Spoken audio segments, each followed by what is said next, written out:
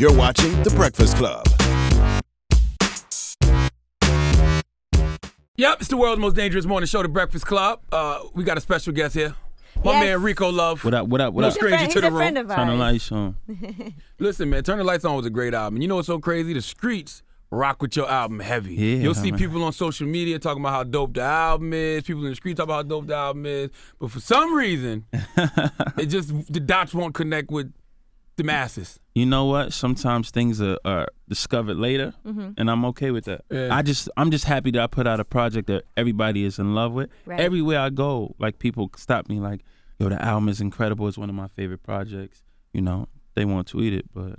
And your Pandora playlist is one of our favorite playlists at the house when we're listening on our Sonos. Oh, we're like, that's what's put on up. that Rico Love playlist. That's what's up. No, it means a lot to me, you know, and I just, it's something I really wanted to get out of my system. I'm just happy that people were excited about the music, and you know, everything will be discovered at its own time and at its own pace. You don't rush anything, you know. You just keep working, keep developing, keep doing things, and it's a blessing to me to hear that though, especially from you. You know, it means a lot. Is it easier to deal with because you got money? If you was a new artist who ain't had no pay, you be like, that's my album, y'all sleeping. Like, you don't complain about it. You know what? I've been in the game long enough to understand that there are peaks and there are valleys. I've been in the game long enough to understand. And I've seen so many people come in the game and explode out of nowhere. And I've seen people who've been in the game forever. And then later on, you know, you see them at the Grammys 10 years from now, you know, doing something incredible. And people go back and reference back to the first project. So it's like that, you know. You just got to keep working. Now, I love when you come up here because we have nice discussions about the music industry and everything. I wanted to ask you, we were talking about Drake's album, Views from the Six, and tremendous numbers for the first day, and it's looking like 2 million for the first week. And we were talking about Beyonce's Lemonade album, which we also love up here. I love Beyonce's album. Love Not feeling Drake's album, but I'm not really a Drake fan like that. But she did 650,000 in the first week. But it does seem like all these exclusive like streaming deals with Tidal versus Apple. Tidal has 3 million subscribers. Apple has 13 million so far. Yeah. And in a way, it does affect your sales. Absolutely. You know, how important are sales now? Because you see Rihanna went through it, Kanye went through it with Tidal. Artists are winning right now. I don't know how it's going to affect songwriters and producers. I just started back writing for other artists again this past, I think less than a year ago. And so I'm anticipating seeing how this is going to work out. You got to understand, record companies are brokering deals with these streaming services that artists are not privy to. That's what you guys have to understand. Right. So what they're doing is they're trying to put basically putting a number or a price saying you went platinum when you got this many streams, and you went this when you got this many streams. But that doesn't. How does that equivalent to money? Yeah, it's confusing. It's difficult to understand. So for me to say to you, oh, streaming is great, it's an opportunity for artists to get paid.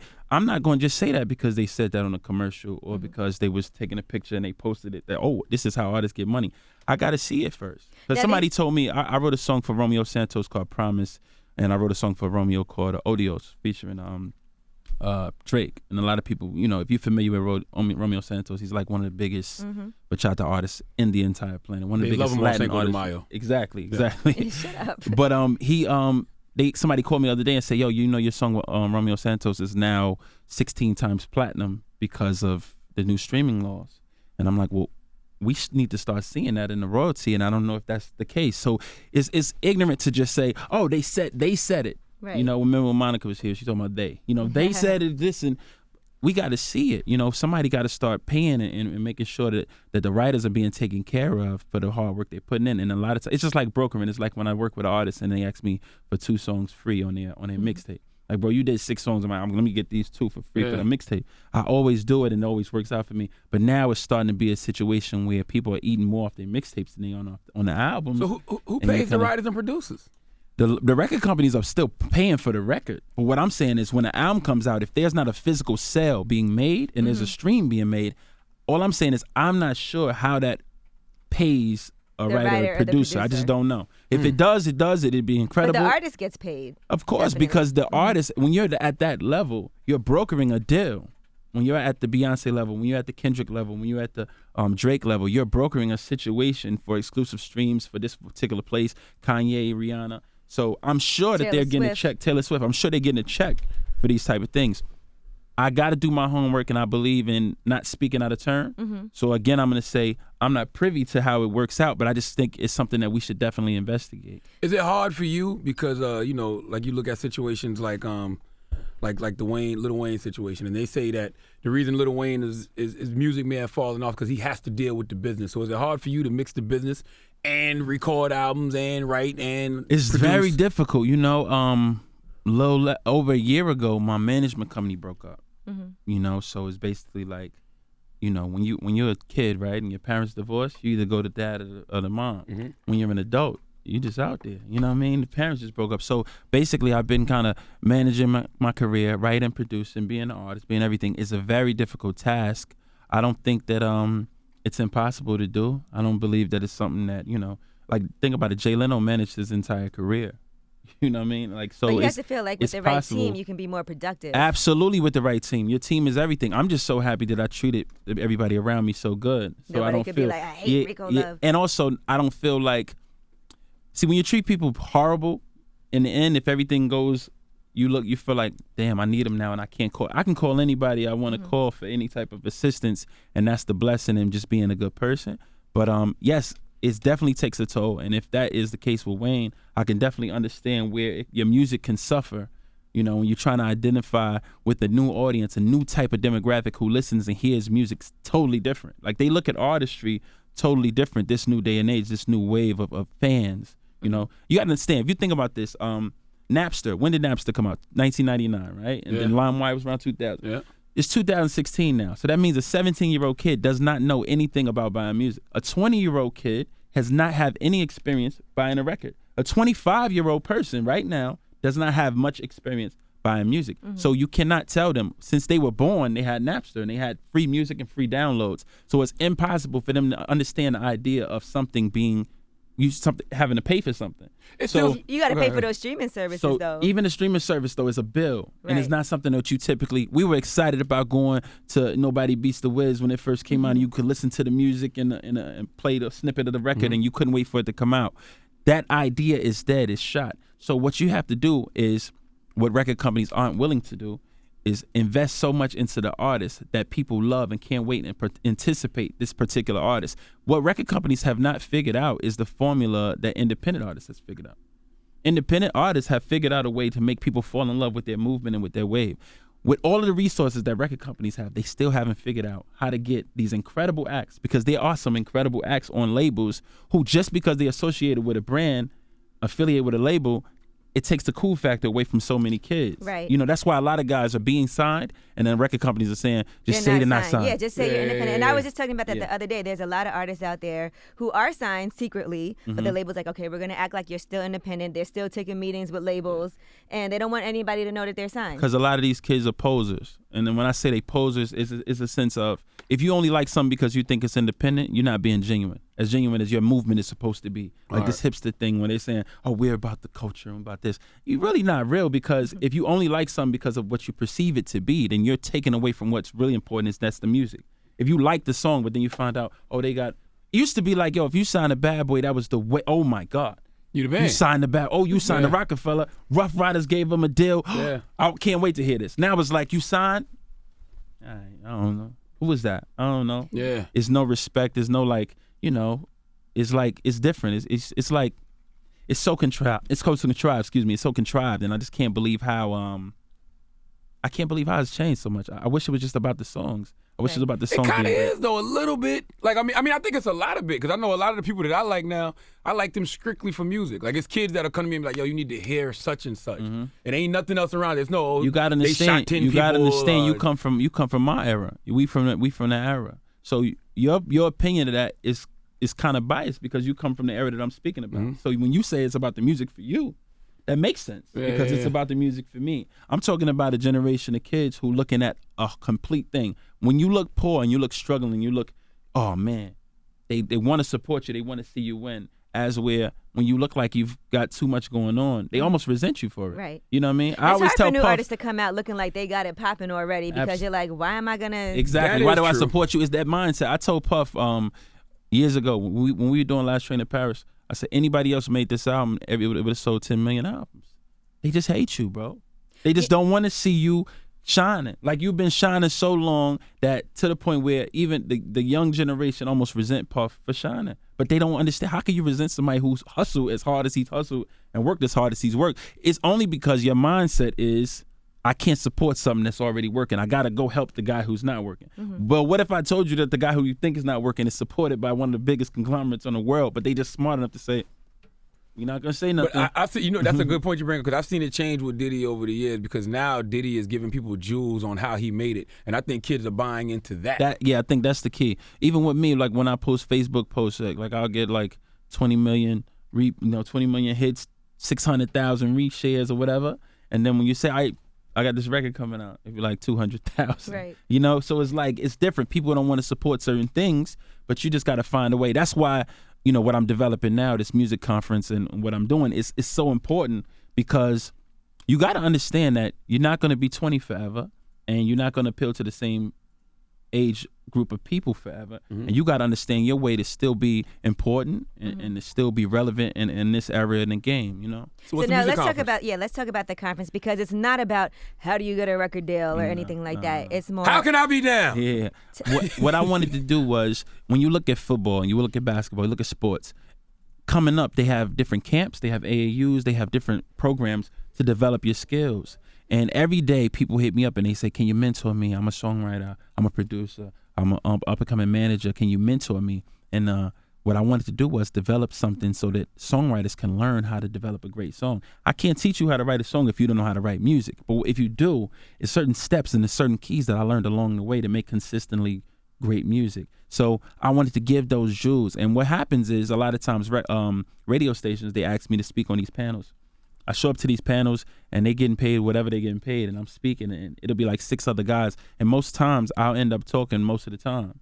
And then I'm realizing like somebody's making a profit off of this, and it's a very lucrative business, but I don't think that they care as much about the information that's being given as more than they care about just making a profit and getting the money off of these kids. So what I want to do was develop something that had a very reasonable price point that hungry producers and writers and artists and managers could come and say, all right, cool, I really got some real good information. Bringing people like Brian Michael Cox to speak. I'm going to speak on a class on the art of song, where we were talking about how to construct a great song, a great melody, chord progressions, how important building production is. A class where we speak about management, what's the keys to being a manager. A lot of people don't realize the manager is everything. I overheard this young kid at a club with this new, I don't want to say the name, but he was with his new artist, and the artist is kind of popping.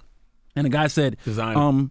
I knew you were going to say that. The guy says, go get the T-shirts. And he said, I don't do that. I'm the manager. That's what the manager's supposed to do. I said, the manager does everything. The manager is the chauffeur, the security, the stylist, right. the producer, the A&R, and understanding those roles, and understanding that this is not just about a tag or a bio on Twitter. On Instagram. No, that's interesting, because I come from management. I was a manager, so I know how difficult it is. But I also always say management is putting somebody else's life ahead of yours. Absolutely, all the time. at all times. No matter what I have to do, if I have to go on vacation and the artist I'm managing needs me to do something, sorry, I got to change my vacation because I need to drive to Philly to go pick this up and bring it right back. And a lot of times, the artists who turn managers are the best managers, because they know how they want. Like when you look at what Jay-Z's doing with Rock Nation, it's genius. And whether he's the guy or not, it doesn't matter. The fact that he was smart enough to put these right people under his umbrella and to be able to say, we're going to manage the careers of these people and take them to superstardom. Yeah. That's genius. And understanding the role, developing something that make people care. This is what I believe, right? When you and I go to a fine restaurant, we understand what goes into the hard work that goes into creating these meals. So let's say, for instance, we eating, and an hour goes by, we waiting for the check. Nobody brings the check. And then another 30 minutes go by, nobody brings the check, but we really got to go. We will leave money. We will pull out our money, and we will leave money on the table because we respect what goes on so much. Why is it that somebody can create music? $2,500 a day for a room, $500 a day for the engineer, for months and months and months straight, spending hundreds and hundreds of thousands of dollars, create a record, and then people don't understand and respect it enough to say, I'm going to give them $12. Think about the money they spent just to be able to come up with one great song. It's because they're ignorant to what it takes to create a record. And plus, we've conditioned people to get music for free. Exactly. I wouldn't pay for Chick-fil-A for free if I've been getting it for free for the past Exactly. 10 And then we years. hear about these artists that got a beat from online and did the Exactly. song in 10. But Artists the- always talk but- about that. It but took what me if- 10 minutes to do the song. But what if we taught people how to really create music? We taught people how important it is to to have substance and song progression and melody and incorporate these great things into the record and educate them. When you appreciate something, you're educated on something, you're like, you know what? I don't want to take from this person. And I know that I'm being kind of like maybe outlandish in thinking this, that I might save the state of music. But I got to be a dreamer. I got to believe that maybe I can do my part and develop something. And it may start off with 1,000 people this year. Next year, it'd be 10,000. But I believe that this could be an incredible music conference that bring people back to loving music again. More than anything, that's my goal. You like music's Bernie Sanders. I'm like music Bernie Sanders, right? I was Producer studio should be free. But you make it for sound so everybody. easy, but you're missing the one key component, which is talent. Oh, absolutely. No, that's the most important you part. have to That's have why talent. the first thing I said was, Let's if talk you about don't developing if you talent, don't too. know how to write a song, I can't tell you how to write a song. Okay. What I can, that's the first thing that I always say when I speak about the conference. If you don't know how to do this and it's not your passion, get up out of here. And that's why it's important to go through those steps, because when you go through the real steps of what it takes to consistently make a great record, if that's not your passion, you're gonna quit. And I hope it makes you quit. It's just like if somebody who don't love basketball, but they just think, I want to be famous, and then they go to an NBA practice. Yeah. And they're like, whoa, it's a little bit too much for me. I don't know. No, that's real. This is the analogy that really means so much to me and makes sense to me in a world of popcorn and easy and microwavable music. If I'm a baker, and I bake cakes, and I bake these huge cakes with multi-layers and fountains coming out of them, and I'm the best cake baker in the entire planet, right? And you put me in a competition against other cake bakers who do what I do, I can always win, right? But I can never beat Lil Debbie. I can never beat Lil Debbie because it's so easy and it's quick. And somebody's like, I appreciate how beautiful that is, but I don't want to buy it. Give me the oatmeal snack. cream pie. But if you say to yourself, all right, what if I develop all of these other people and teach them how to be great as well, and then not much is to offer. Everybody has that to offer, that same quality and same substance to offer. Then it makes it an even playing field when people can say, I'm dedicated to being great. I'm dedicated to being skilled. I don't care what the subject is. A lot of people get upset with the content that these kids are creating, but they're not creating any different content than white kids all over the world. They get talking about getting high. They're talking about pain. They're talking about what they're going through. They're talking about their struggle. They're just doing it in a way that seems so cavalier. They're doing it in a way that doesn't seem well thought out, and it's not like they care and are passionate about the actual craft that they're doing it. So all I say to you is, make the most incredible song. If you get high all day, every day, talk about it in a way that a person who's never has done drugs can listen to it and say, wow, I understand why this person is going through what they're going through. And I said this before, but like when Kurt Cobain passed away, he murdered himself, allegedly. He murdered himself and the whole world cried for him. But a young teenager can get murdered by the police and everybody's finding every reason why he got shot unarmed by the police. It's Power of because music. It's because when he makes a record, it seems like a good time. All he talk about is shooting guns and partying. And that little white teenager talking about pain, and you think this kid grows up in middle America, he has a great life, where's all this pain coming from? But he does have pain. You mean to tell me a 16-year-old kid who does Percocets every day and drinks lean and promethazine and Actavis all day, you mean to tell me that they don't have pain? They got a hell of a lot of pain. They just not realizing how to translate that to the public in a way that's articulate enough for people to feel them.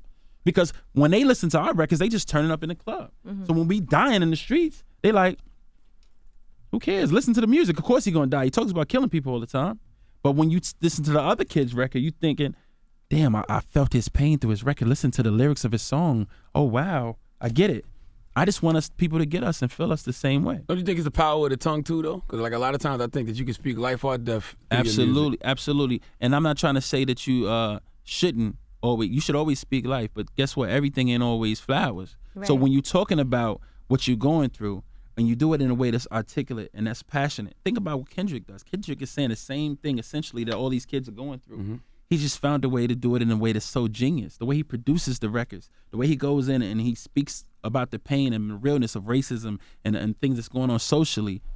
I got to take my hat off to him, and it draws people to him. When you look at the audience of people who are able to hear what he's saying, the other artists are not going to be able to get that stage in front of the Grammys and be able to really make white people blow white people away. It was so uncomfortable watching them. But they need to be uncomfortable. Yeah. They need to understand that is real. Like people really dying out here. And what I like about Kendrick, it doesn't seem preachy. Like I'm better than you. This is what you need to do. Because he's not preaching to nobody. He's just saying this is what's happening. And then I saw this Viceland episode of Kendrick when he took him back to Compton, and I watched it. Oh, that was dope. That was dope, right? Yeah. And I was like, wow, Kendrick is really like he hang around street all the time. He's a good kid from a mad city. Like it's not like he just came up and he's shying away from those people. He's saying, I'm in the middle of this. It's just that my mentality is a bit different than these guys, but I'm still around these guys and I really want to help these guys. So I just want to challenge people musically. I just want to challenge them to be able to be creatives and to create something that gives a more of a lasting impression. Like I never Lemonade, wanted to be perhaps. Incredible album. Incredible. What Beyonce did with Lemonade was genius. Yeah, I saw you tweet out Beyonce will be platinum in 15 minutes. Exactly. What I feel was genius about Lemonade, and the concept is genius, is like when we saw that whole elevator situation, right. we wondered what was going on. and if you really notice it and pay attention to, like, I'm a big Beyonce fan, I'm a humongous Jay-Z fan. So whenever they out, I see them, and I noticed it was like until as of recently, it wasn't like a cohesiveness with them. It was like I felt like it was some friction. It ain't my business what's going on with them, but I'm just saying what I noticed. Yes, it is. They made an album about it. Yeah, it's all our business. Now everybody's speculating. So I saw it and I was like, that's genius, because instead of her just ignoring what's going on in real life, it's got to be tough for you to say, I love this person. I know I'm never going to leave them.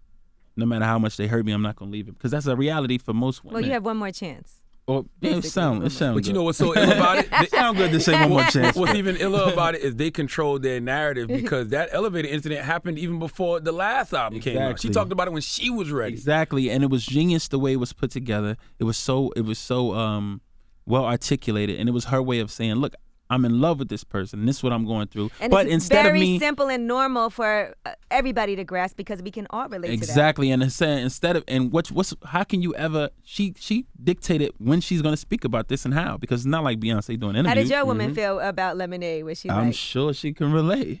she say, because you know a lot of women were talking to their man after Lemonade came out. It was obvious she wasn't talking to me. Mine too. Sorry was on repeat in my kitchen for a week. Like that's a tough one, you know.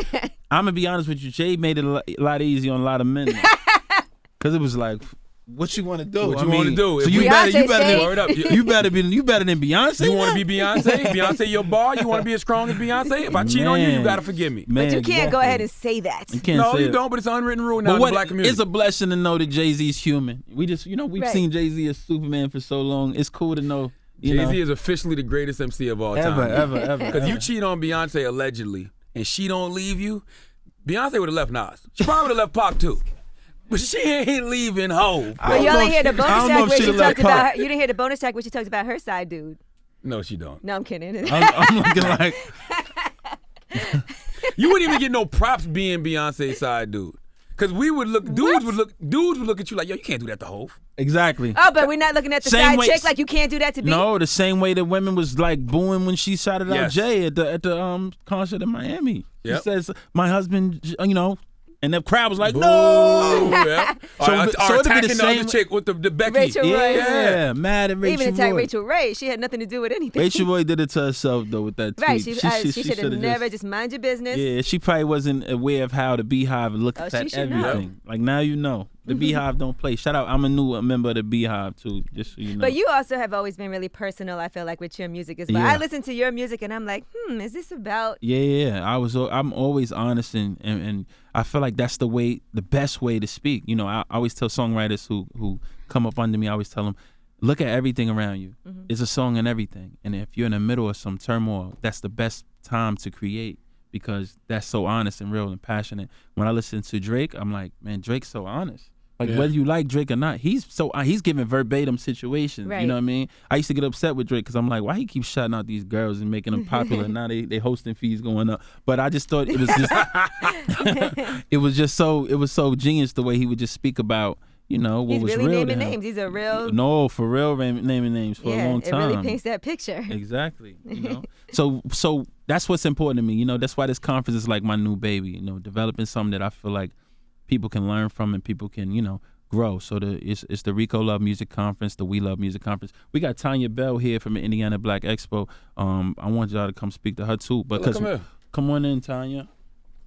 Because what happened was, Wait, let's wait till she gets in here so she can hear her introduction.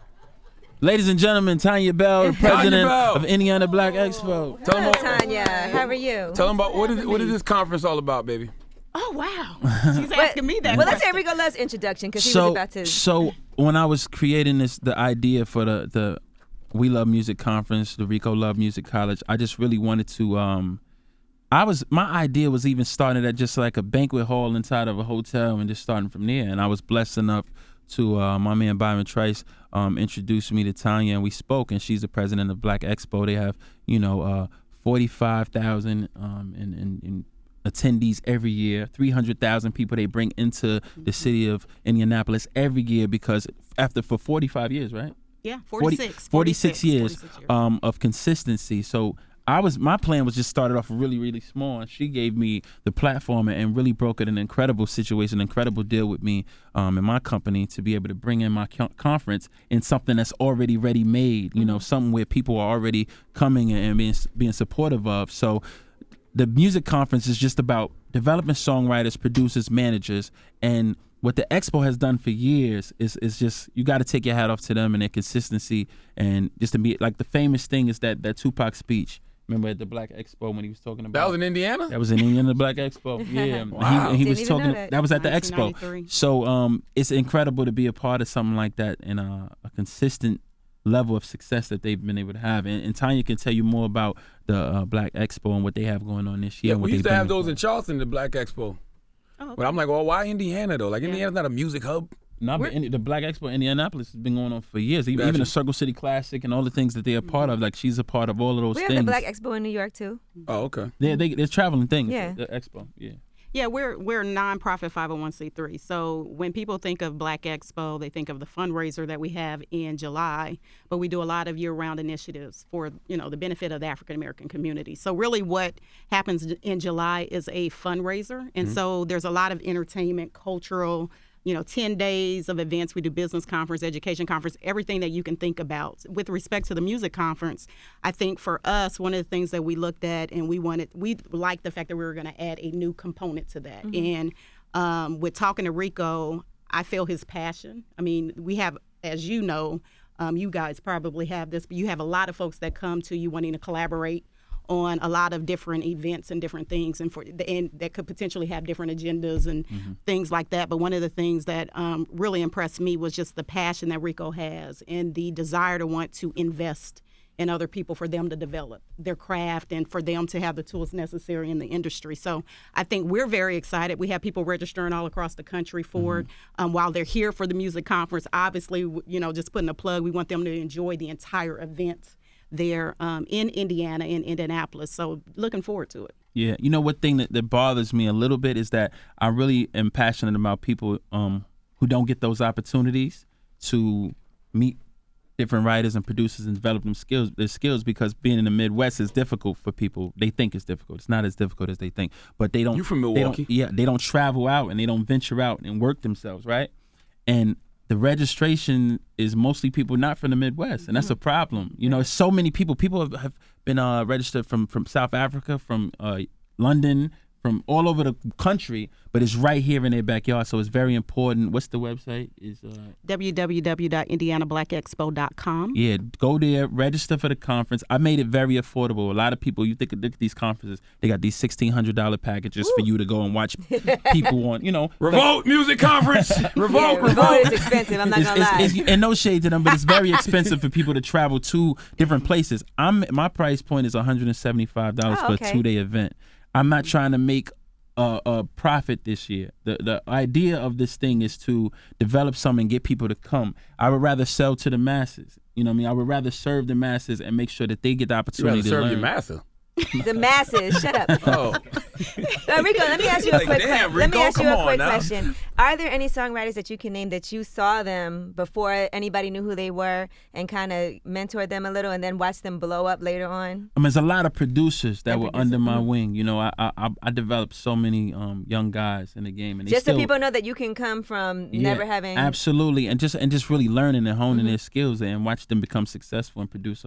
Obviously they produced under me, but I think that what the future still holds for them. Like I've watched guys come from making nothing to making hundreds of thousands under my umbrella. So I look at that and I say, well, what if I can do that for millions of people? Because in my mind, the ultimate goal, this is a 10-year plan for me. And I believe anything that if you want to be great, it takes 10 years. If somebody has no talent, would you tell them like, I would definitely tell them. Like, but one thing about this conference is it's not an opportunity for me to particularly speak to everybody and tell them if they have it or not. I think when you're there and you learn and you develop, if it's for you, it's going to manifest itself anyway. If it's not, it won't. And that's just how the game goes. Only way you're going to ever know is by getting out there, though. Like the opportunities I had sleeping on the Corner Boys couch in Atlanta for 3 years, you know, being signed to Usher and having to deal with Usher for 2.5 years and still not have anything happen for me. Moving to LA, writing songs, having my first hit at radio, then the next one. It's a journey. Now, if I can say to somebody, what if you don't want to go through this particular thing and deal with all the things I had to go through because you learned from me? It's just like certain keys and elements to writing songs and understanding scales. When you listen to some of the biggest songs in the world, it's the same 4 chord progressions. Like you just don't understand. You might not realize it, but it's the exact same chord progression. So understanding what is the main chord progression, how to write a melody and fit melodies in between those chords, how to understand and not make yourself so wordy, how to make concepts that aren't so broad and vague that people can't understand, but that are simple. Like every song I've ever written is always that guy who says, I could have wrote that. Every song should feel like that. Right. But every song should feel like that. Every song should feel like I could have thought of that. I feel like that That's about how- radio. It should feel like you can get on here and talk Exactly, like we do that's- because it's so smooth. You wanna don't know- realize how difficult You want to know it is. something I always wanted to say to Charlamagne too? The reason why people talk the way they talk to artists on Instagram is because they look at Charlamagne and they think that what he does is easy. So they look at him and they like, oh, Charlamagne said it. I can say they don't understand him in the context in which he says it. They don't try to break down the platform he used to say it in and how he says it and how he articulates it and how he stands up and we can see his face and he's owning up to what he says because they don't take what you do serious. Right. It's sad. They think People they don't just- realize the research that goes in behind It's a guy the just trolling. knowledge. Exactly. It's a guy I know who's super funny, right? Street nigga. He was super, super funny, right? And they say, you should be a comic. He was like, yeah, I could be a comic. He got on the microphone and it was like, Completely different. it's a whole different animal. Completely different getting on that stage Exactly. and trying to do comedy. So what we want to do is we want to make this conference to let you know, like, what you think is simple is not as simple as you think. But there are simple ways into becoming better at what you do. So that's very important to me to develop people so they can understand and respect what they do. I think it takes away from, I've known you guys for years and I understand the grind and what it takes to do what you do and to get to this level, right? So I would hate for somebody to think, oh, I can do what Charlamagne does. But they Because it should think discredit- that. Like you said, you it should should seem think that it should seem shouldn't that look easy, difficult. but you should understand, like, if it was that easy, as an adult, you should be able to use your mind and be smart enough to know that if it was that easy, Anybody Right. could do it. everybody would be doing it. Yeah, You that's know? why- anybody that's could've why- wrote that's why I like Boyfriend Chris Number Brown 2. records. Like these hoes ain't loyal sound like the most simple Simple shit in thing. the world. Yeah, Or Boyfriend I'll Number fuck 2 you might have back to sounded sleep. really simple. Yeah, every I try to make every record. When I wrote "There Goes My Baby," I remember speaking to Neo, and I saw Neo. He was like, God. And I like that's the same way I felt about "So Sick." Right. It's like when you heard it, he was like, why didn't I? That's right there. You know they play that in abortion clinics. There goes my baby. Shut up. So stupid. How do we know the music conference?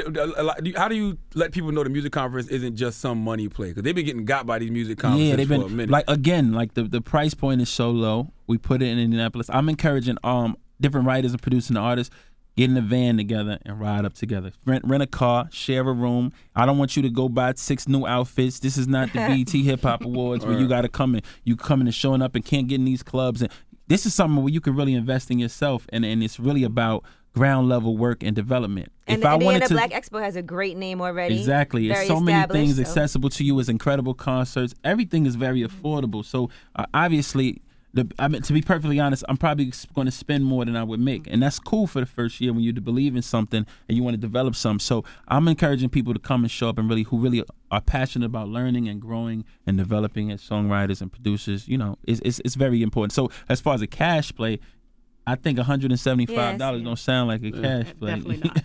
and what are you promising them? That's the other thing too, because people think, "Oh, I'm It's gonna not get a a deal." promise. if I I'm go there." promise you education. Like I can't tell You'll you learn how to something. get a record deal. Everybody has to trust their own journey. Right. You know what I mean? If I had to tell you how I got it, one I would say you have to go move to Atlanta, sleep on this particular couch, live with these guys, bump into this person. You know, it's a lot of things that come into play. But what I can tell you is there is a skill set. In the beginning, I said that NBA players, future NBA players, football players, everybody has something to help develop them when they come up. They got Pop Warner, they got Summer Stars, they got different AAU games and leagues for kids to develop as they grow.